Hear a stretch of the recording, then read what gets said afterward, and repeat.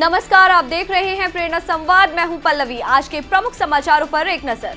संघ का क्या ध्येय है, इस विषय पर अपने व्याख्यान में डॉक्टर मोहन भागवत ने कहा कि संघ समाज के परिवर्तन के लिए काम करता है। आइए सुनते हैं उन्होंने इस विषय पर और क्या कुछ कहा। संघ समाज के परिवर्तन के लिए काम करता है। संघ के स्वयंसेवकों ने बहुत काम किए।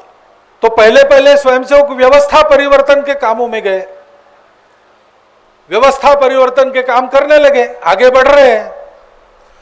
संघ की समाज में विश्वासार्हता बढ़ने के बाद हम लोगों ने अब समाज परिवर्तन के लिए प्रेरित करने वाले काम भी शुरू किए, जिनको हमने गतिविधि कहा है। कुटुंब प्रबोधन उसमें से एक है।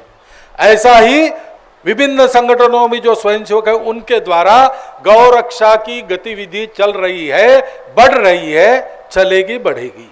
कितने ही लोग पहले दूर थे, वो भागे, क्योंकि उनको पता चल गया कि नितांत विधायक भाव से देश का पशुधन बचे।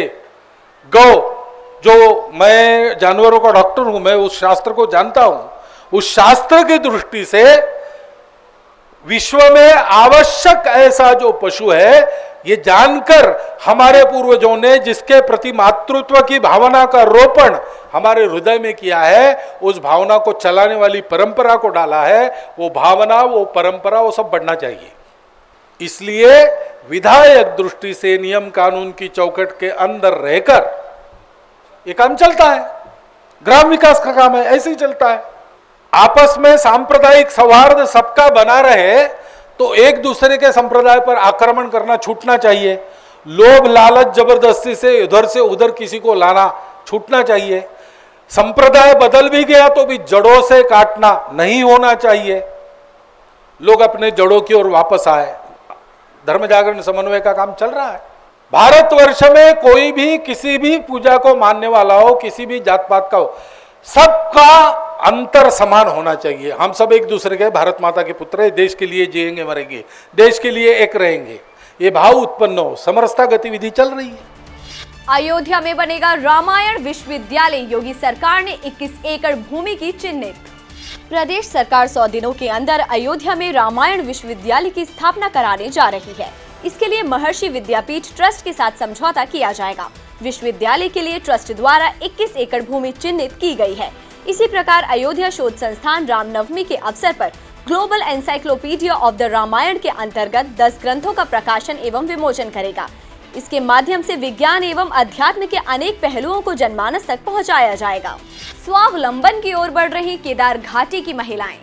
केदार घाटी की 300 से अधिक महिलाएं यात्रा सीजन के दौरान स्थानीय उत्पादों से श्रद्धालुओं के लिए प्रसाद तैयार करती हैं। इससे उनकी आर्थिकी तो मजबूत हुई ही है, साथ ही क्षेत्र में रोजगार का एक बेहतर विकल्प भी मिल गया है। केदारनाथ में 2017 से स्थानीय उत्पादों का प्रसाद तैयार किया जा रहा है।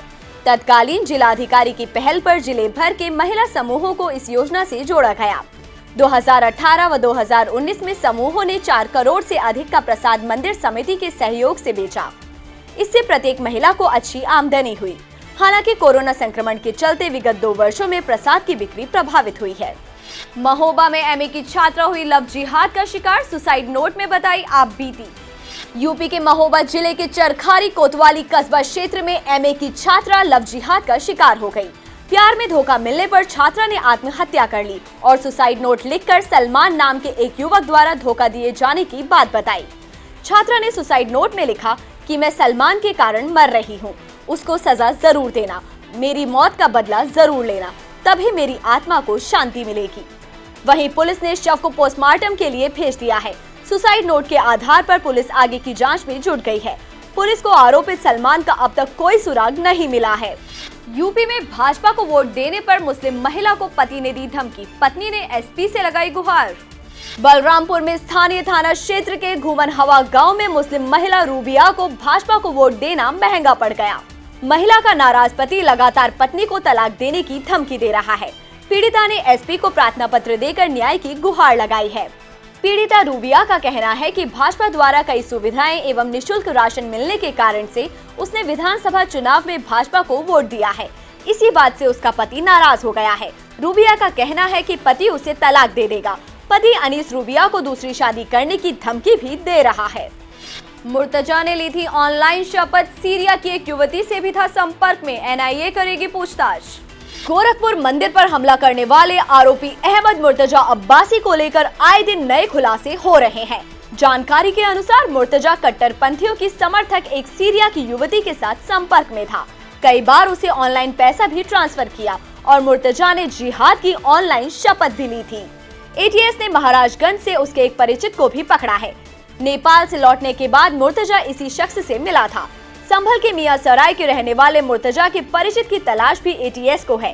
जानकारी के अनुसार एनआईए की 3 सदस्यों की टीम भी मुर्तजा से पूछताछ कर रिपोर्ट तैयार करेगी। युवक को मतांतरण के लिए उकसाया, रखवाने लगे रोजे, मां की शिकायत पर पुलिस ने किया मौलवी को गिरफ्तार।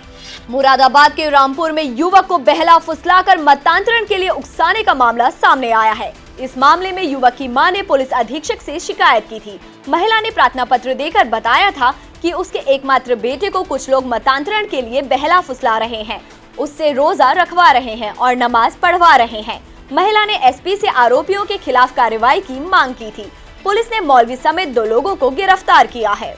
यूपी की जेलों में अब बजेगा महामृत्युंजय और गायत्री मंत्र, जेल मंत्री ने जारी किए निर्देश।